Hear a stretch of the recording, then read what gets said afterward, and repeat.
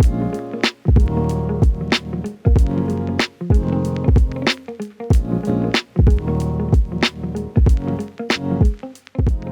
right, Jeff, thank you, sir. Thank you. Thank you. Excited to do this. All right, and I have a little list of questions here. Yeah. If you saw the other interviews, I think you have an idea what I'm going to ask you, or not. Maybe I changed a couple. It's okay. Surprise me. But yeah, so I wanted to get to know you a little bit, and then get to know a little bit about your business. Gives you a chance to share something about yourself that maybe some people here don't know. Okay. And also by sharing your business and what makes you different and why you chose the career you chose and all that. Hopefully we'll find some referrals and some leads to help you grow. So that's why we're doing this. Okay. All right. So we're going to start with a very easy introductory question. Okay. And I want to know if you were born and raised here or out of town, out of country. Tell me about that. So except for 4 years of college, I've lived here my entire life. Born here, grew up here, went away to Miami of Ohio for 4 years, came back here, and I've been here ever since. Do you like to travel at all in the state, outside the state, outside the country? Yeah, I mean, at one time, my wife and I, we really enjoyed traveling to far off distances, but you know, as we've gotten a little bit older, we find that I guess COVID also had an impact with this for us as well. That we found that it was much more enjoyable to go to places relatively close by that's within driving distance. Our favorite spot that we go to at least once a year is Niagara on the Lake in Ontario. Have you ever been there yourself? Yeah. We love wineries. We are avid winery hoppers. All right. So married? Married. Okay. 2 grown children. My son Jason, who lives in Avon with his wife Lauren, and my daughter Amanda, who up until about a week and a half ago was working with me in my practice, but she has taken a step back for personal reasons, some health issues, you know. But I mean, she's doing fine. But 2 children and 2 grandpups. So 2 grandpups. 2 grandpups. No grandchildren, grandpups right now. So. Okay, gotcha. All right, so tell me about what makes you laugh, smile, enjoy yourself, like a hobby or leisure, something you do that's fun, that you enjoy. Going to wineries is a lot of fun, I will tell you that. Yes. Okay, I have without a doubt. Up until about 2 years ago, we were living in a home in South Euclid, and I loved being outdoors. I loved doing lawn work, yard work.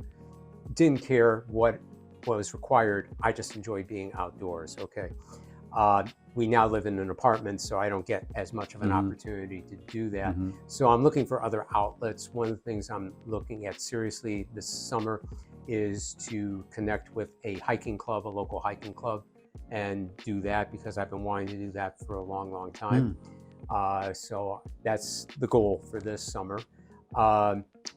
And really just as far as laughing and what makes me smile, it's just, you know, seeing people enjoying life, enjoying, you know, what it is that makes them get up in the morning, want to do what they're doing. Okay. It gives me the energy, the momentum to really do my thing. Okay. Gotcha.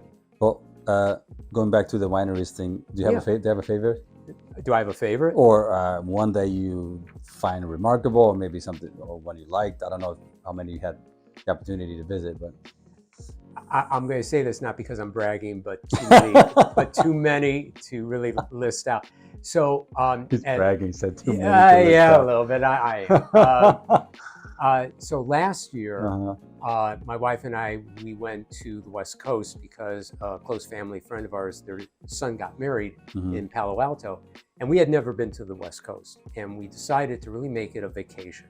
So we started in Napa, and we went to a few wineries there, which were great. I mean, phenomenal. Okay.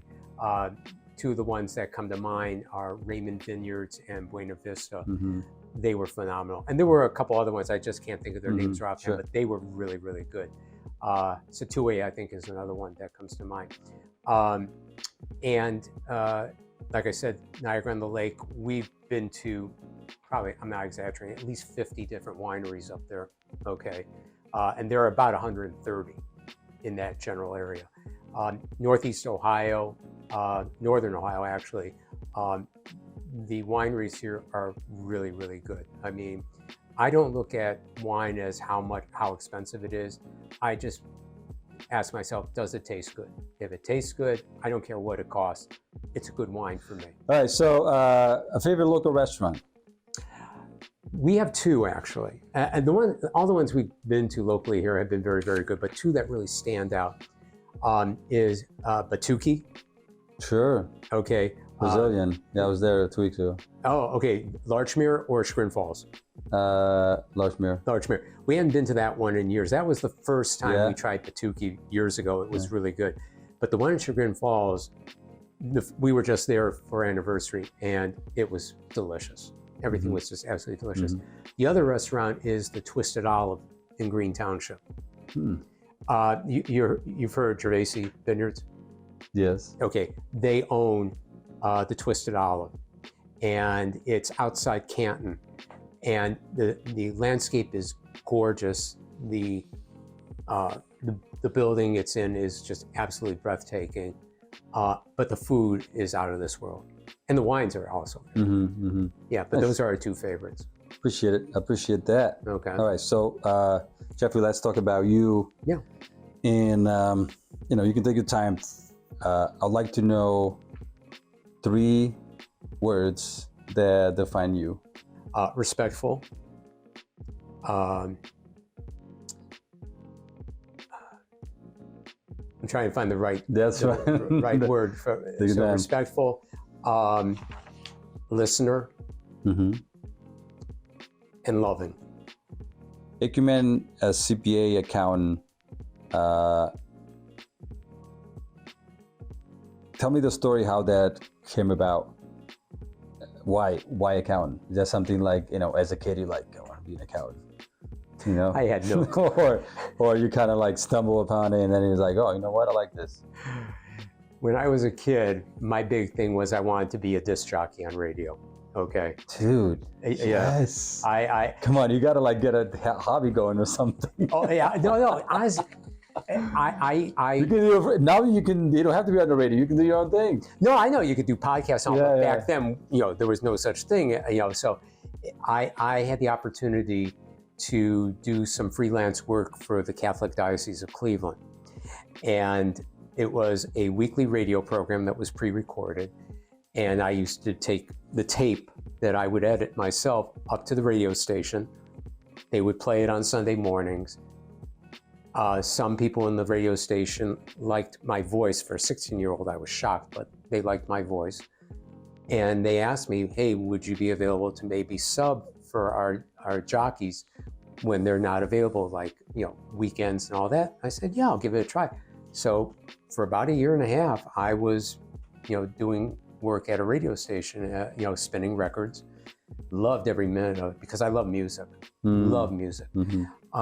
So anyway, in terms of your question about what got me into accounting, I've always had, I won't say a fascination, but I've always been really good with numbers. I would remember numbers, okay? I used to be able to do calculations in my head automatically, wouldn't need a calculator or anything like that. And when I decided what college I wanted to go to, my first inclination was I wanted to go into mathematics, be a teacher.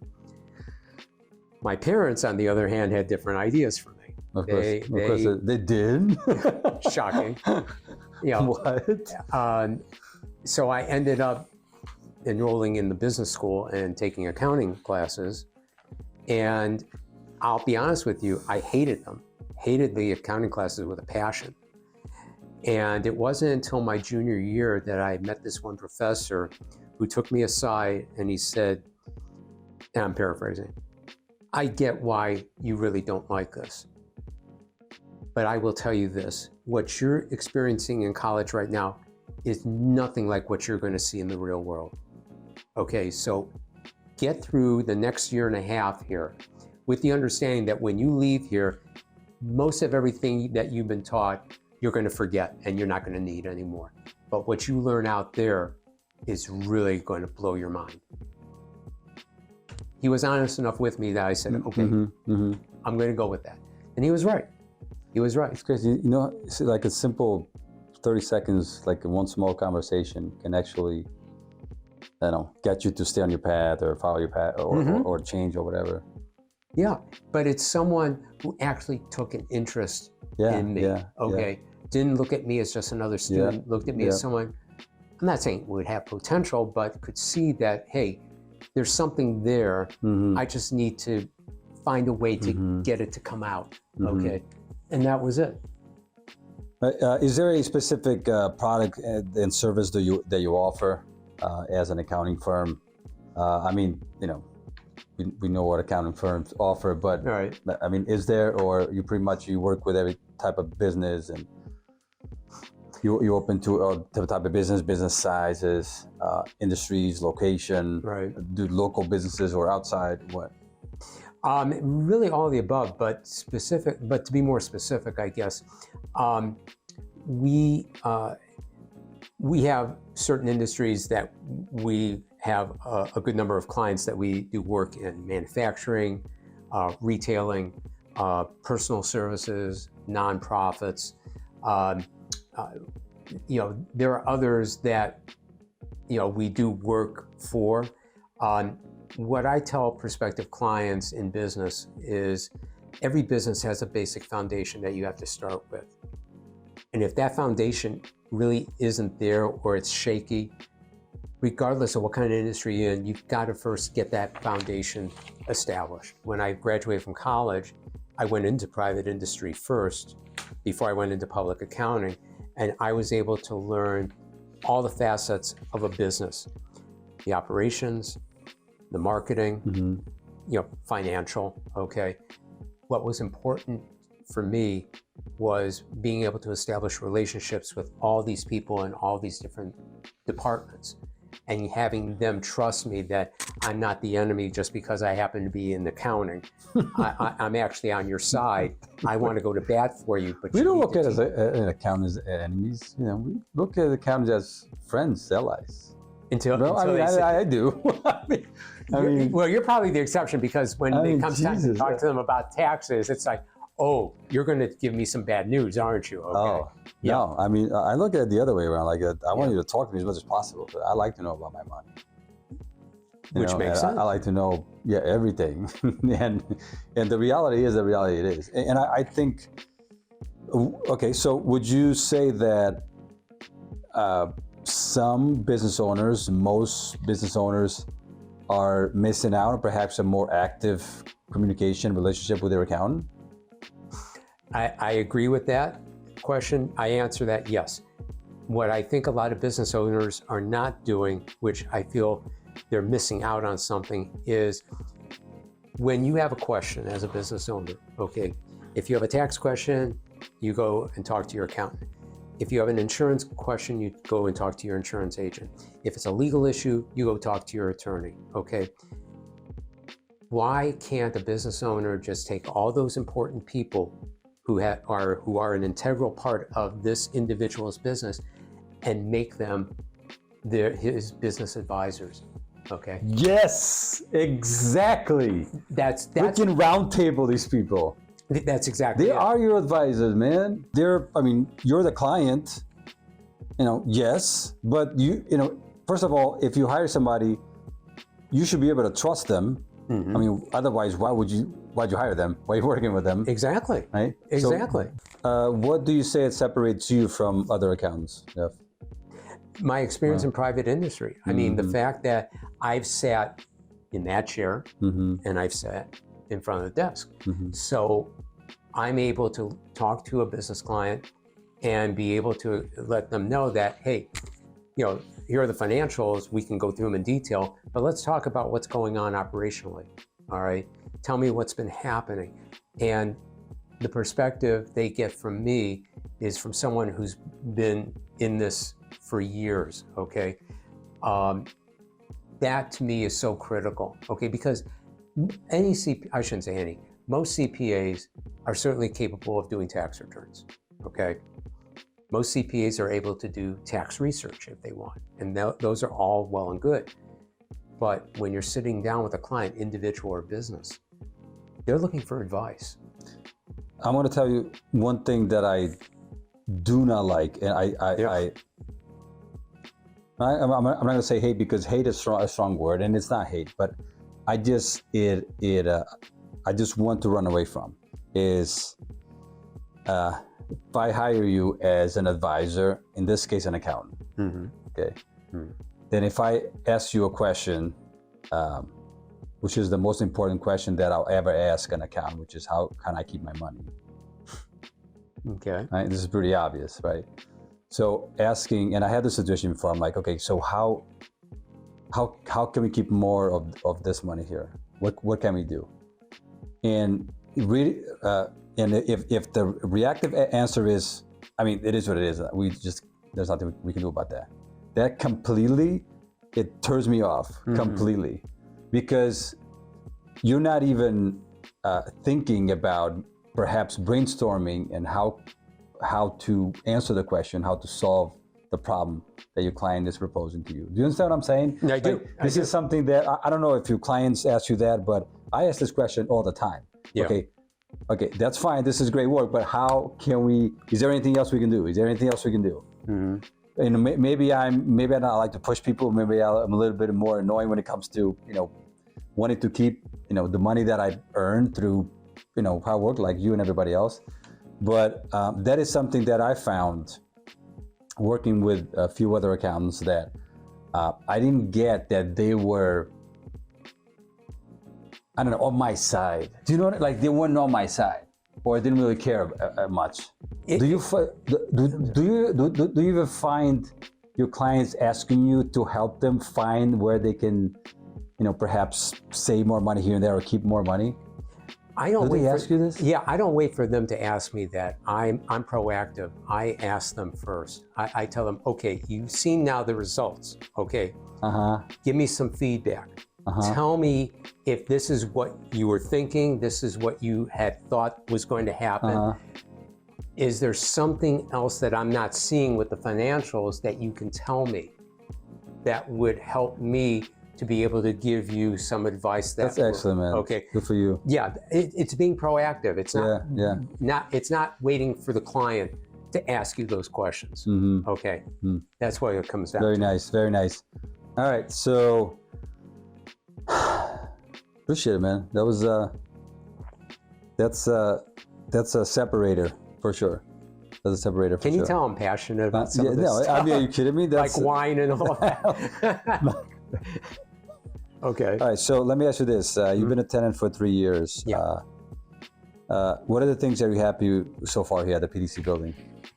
Okay, I'm going to tell you what I've told Joyce and the others here. Okay. I had been a tenant in other buildings in the past. Okay.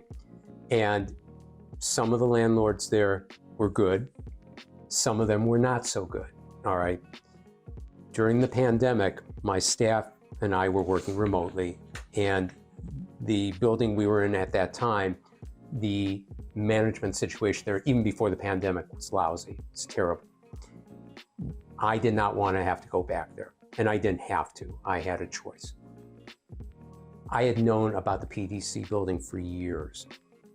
I had sublet space from a tenant here many, many years ago, and that was my first exposure to PDC. But others who had been in the building and who knew, the ownership, kept telling me, this building is so well maintained. They said, we never have an issue, and if an issue comes up or a problem comes up, it's taken care of immediately. So I reached out to Joyce here, explained to her what I was looking for. She said, I've got the perfect space for you. She took me to the space we're in right now. Is that where you are now? That's where we are right now. That's fantastic. And I looked at it and I said, yep, this is it. I don't need to look at anything else. This is what I want, okay? And Joyce and her staff, they held our hand through the whole process, the remodeling, picking out the colors. Oh, it was great. So I will tell you that my experience here, even with the ownership change, has been phenomenal. And I'm not just saying that because we're having this talk, okay? I'm saying that because when I know I can wake up in the morning and not dread having to come into whatever's awaiting me in the building, that's a plus. And the fact that, like yesterday, the air went out in our suite, okay? I came down here, mentioned it to Lori. Lori said, I'll get a hold of Joyce. You know, Emily was here. They said, we're going to take care of it, okay? And sure enough, it was taken care of, okay? Just like that, okay? Anything else that's occurred here in this building, even when the garage was being worked on, okay? And I didn't have an issue with it because, listen, it's a safety issue. It needed to be taken care of. It had to be taken care of. You know, was it an inconvenience? Yeah, but you know what? It's okay because when the work was done, I know that everything is safe, okay? And you guys were pushing to get it done as quickly as possible. So as far as I'm concerned, this has been a great experience. This has been the best experience I've ever had as far as a landlord-tenant relationship is concerned. Okay, I appreciate that. Okay. What is Jeff's superpower? What are you absolutely great at? Okay, you might not be good at, but you think you are. That's all that matters. Make people laugh. Yeah? Yeah. I can make fun of myself. That's a good one. I can take a situation and try to turn it around to something that's laughable, that's funny. Lighten up the mood a little bit. Huh? Yeah, exactly. That's a great one. Yeah. But I bet it's very popular in parties and stuff like that. It can be at times. I can also be... Or actually more even like in perhaps serious and stressful situations. Because there's nothing like lighting up the mood when there's stress in the air in a negotiation or discussion about something. Yeah. Right? Yeah, exactly. No, exactly. I mean, all of us are stressed out on a day-to-day basis. No one escapes from it. But when we can get that moment where we can just laugh about things and just, kind of take that pressure off us, that weight off us, feels good. At least to me, it feels good. So. Thank you, sir. That was awesome. Appreciate it. Thank you. Okay. Mauricio, this was fun. It was, man.